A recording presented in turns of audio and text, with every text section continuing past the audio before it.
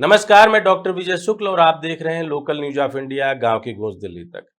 कुमार सेन से साथी सुशील कश्यप ने एक गांव की उजड़ी तस्वीर और तकदीर भेजी है जो शायद सत्ता के माननीयों को सुनाने की जरूरत है।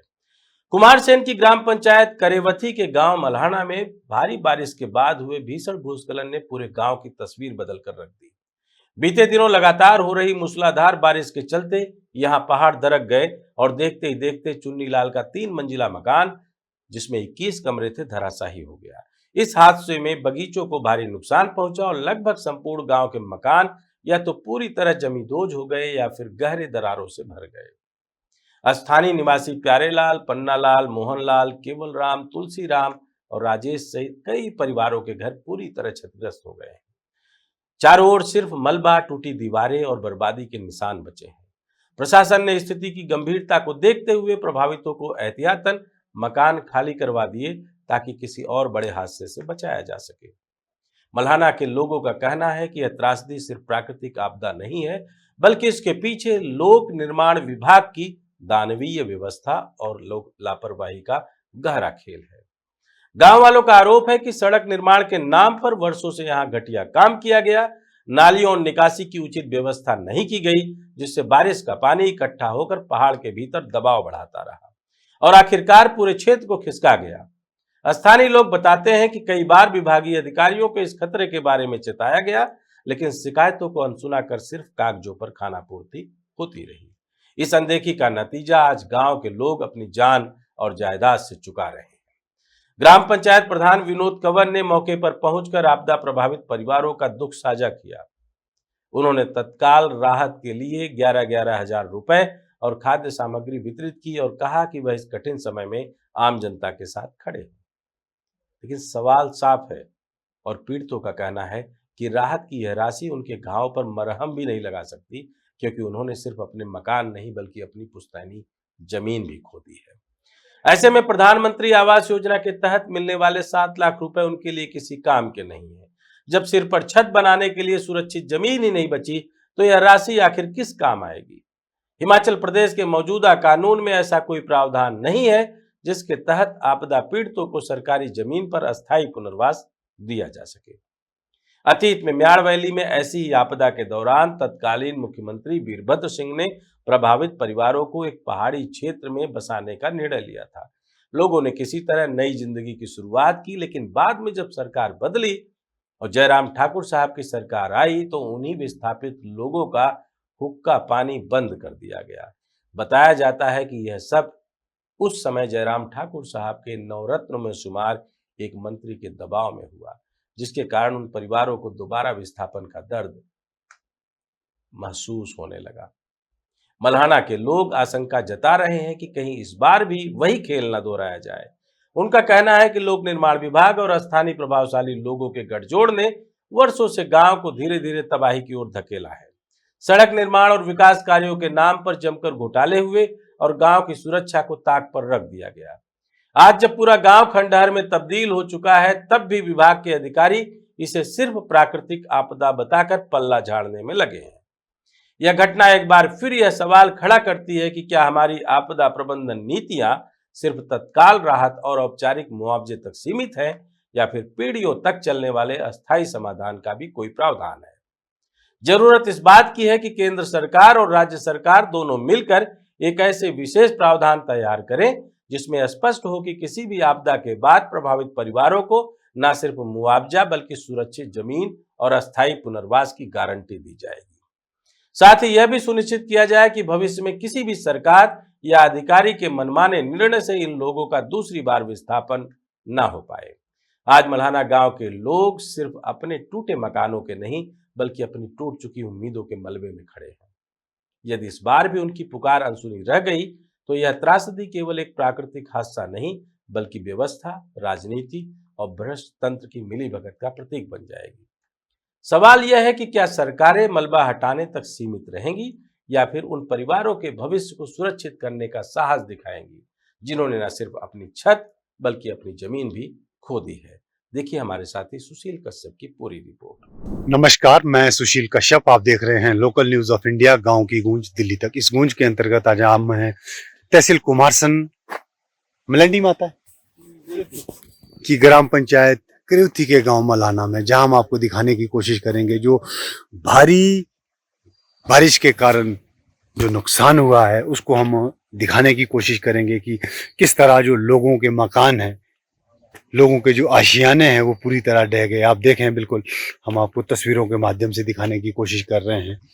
जो कभी यहाँ पर 3 मंजिला मकान हुआ करता था, 3-4 मंजिला जो मकान हुआ करता था, वो बिल्कुल पिछले कल जमींदोज हो चुका है। आप देखें, इन तस्वीरों को दिखाने का हमारा जो मुख्य उद्देश्य है वो है सरकार और सरकार के तंत्र तक पीड़ित लोगों की आवाज को उठाना। आप देखें, जो मलाना गांव है वहां पर किस तरह का नुकसान हुआ है, ये बिल्कुल विचलित कर देने वाली तस्वीर है ग्राम पंचायत करेउथी के मलाना गांव की। आप देखें,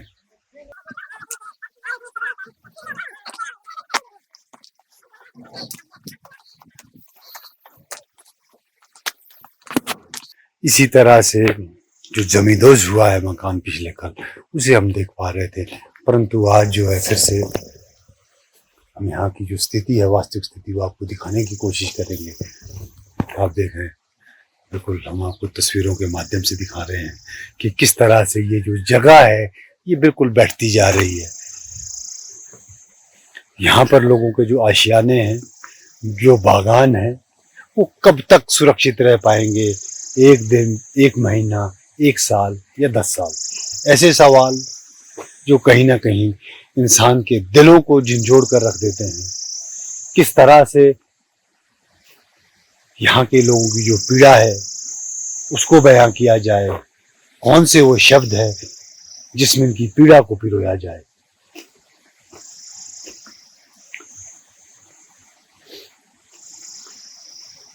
यहाँ रहने वाले लोगों का मानना है कि बिल्कुल ये जो जमीन है ये दरकती जा रही है। इस दरकती हुई जमीन में दरकते हुए सपने, दरकते हुए परिवार अपने आप को कहाँ और कैसे सुरक्षित मान पाएंगे? क्या सरकार और सरकार की नीतियां जिनमें संशोधन हो नहीं पा रहा, जो नीतियां लैंड ट्रांसफर रेवेन्यू एक्ट में जिसका प्रावधान था, क्या उसमें इन्हें कवर किया जाएगा या वो प्रावधान लागू हो पाएंगे या नहीं? ऐसे बहुत सारे सवाल जो आम जनमानस के जहन में उठते हैं। ये आप देखें यहाँ की स्थिति और यहाँ पर उपस्थित लोग। बिल्कुल जो सड़क है कई मीटरों तक बैठ चुकी है। स्थानीय प्रधान बिल्कुल यहाँ का जायजा लेते हुए, स्थानीय लोग जो यहाँ पर उपस्थित हुए हैं उनका जो दुख दर्द है ये देखें आप उसे।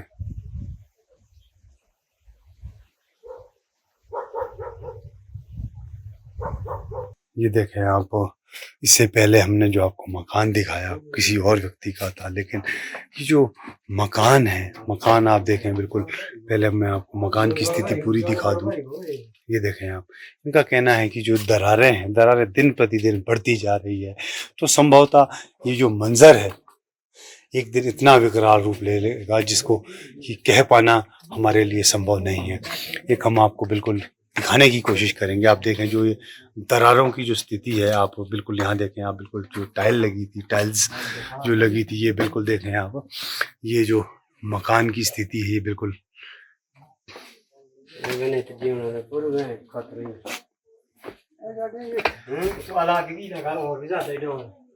ये देखें आप, ये जो दरारें हैं ये इस बात का सबूत है, इस बात का संकेत है कि बिल्कुल जो दरारें हैं वक्त के साथ जो है बढ़ती जा रही है। कहीं ना कहीं जो आम जन के सपने हैं, जो आम जन के सपने बिल्कुल चूर चूर होते नजर आ रहे हैं। ये देखें आप, पहाड़ी क्षेत्रों में किस तरह की जो स्थिति बनी हुई है। हमारा बिल्कुल ये दिखाने का जो मुख्य उद्देश्य ये है कि सरकार कहती है कि बिल्कुल जो पीड़ित है, जो लोग पीड़ित है, उन्हें सुविधा दी जाएगी। मकान बनाने के लिए लगभग 7 से 9 लाख की राशि जो सरकार ने निर्धारित की है वो दी जाएगी। लेकिन मुख्य सवाल ये रहता है कि आखिर ये जो पीड़ित लोग हैं ये जाए तो जाए कहाँ, मकान बनाए तो बनाए कहाँ, जबकि पूरा ही ये जो क्षेत्र है ये खिसकता जा रहा है। क्या सरकार द्वारा ट्रांसफर पॉलिसी पर विचार किया जाएगा? क्या सरकार इस तरह के जो क्षतिग्रस्त मकान हुए हैं, भूमिहीन जो मकान हो रहे हैं, उनके लिए कहीं ट्रांसफर ऑफ लैंड का प्रावधान कर पाएगी या नहीं? तो हमारा कहना ये है कि ये ना केवल तहसील कुमारसैन के ग्राम पंचायत करेउथी के मलाना गांव की घटना है, बल्कि घटनाएं मंडी क्षेत्र में इस तरह की हो रही है, सिरमौर क्षेत्र में इस तरह की घटनाएं हो रही है। आपने कुछ समय पहले भी देखा होगा कि बिल्कुल घानवी के क्षेत्र में इस तरह की घटना हुई थी। तो सरकार और सरकार का तंत्र आखिर क्या सोचता है और क्या करता है? क्या लैंड ट्रांसफर की जो पॉलिसी है उसे वो इंट्रोड्यूस कर पाएगा? क्या विस्थापितों को पुनः कहीं ना कहीं इनके आशियाने को बना दिया जाएगा या नहीं? या फिर सरकार महज पल्ला झाड़ेगी आर्थिक सहायता के रूप में? आर्थिक सहायता जो सरकार देती है उसका भी एक अपना महत्व रहता है, परंतु हम ये बिल्कुल कहना चाहेंगे और आवाज़ भी हम ये लेना चाहेंगे सरकार से, बताना चाहेंगे कि किस तरह की जो घटना है। ये देखें आप, हिमाचल की जो पहाड़ी शैली के जो मकान बने हुए होते हैं, आप देखें। हम ये भी कहना चाह रहे हैं कि जो इन समाचार पत्रों को ना केवल हिमाचल में समाचारों को ना के लाइव को जो है भारतवर्ष में बल्कि विश्व के हर एक क्षेत्र में देखा जाता है। आप देखें किस तरह के जो मकान पहाड़ी शैली में बनते थे। आप ये देखें, बिल्कुल हम बिल्कुल दिखाने की कोशिश करेंगे। ये देखें आप, बिल्कुल जो मकान की स्थिति है, किस तरह से आशियाने को बनाया गया है, लेकिन आज वो आशियाना बिल्कुल ज़मींदोज़ हो चुका है। ये देखें आप, बिल्कुल हम लाइव तस्वीरों के माध्यम से आपको दिखाने की कोशिश करेंगे क्या है तस्वीरें यहाँ की। ये देखें आप, किसी का आशियाना ढह गया। ये देखें आप, क्या सरकार इस तरह के परिवारों को पुनः कहीं स्थापित कर पाएगी? पीड़ितों के लिए कोई विशेष मांग हिमाचल सरकार, केंद्र सरकार से कर पाएगी? यह केवल मामला एक मलाना गांव का नहीं है, यह केवल मामला एक रामपुर के समेज का नहीं है, मंडी का नहीं है। हम कहें कि संपूर्ण हिमाचल और संपूर्ण भारत में इस तरह की जो घटनाएं होती आ रही है। ये देखें आप, किस तरह का जो मकान बनाया गया है।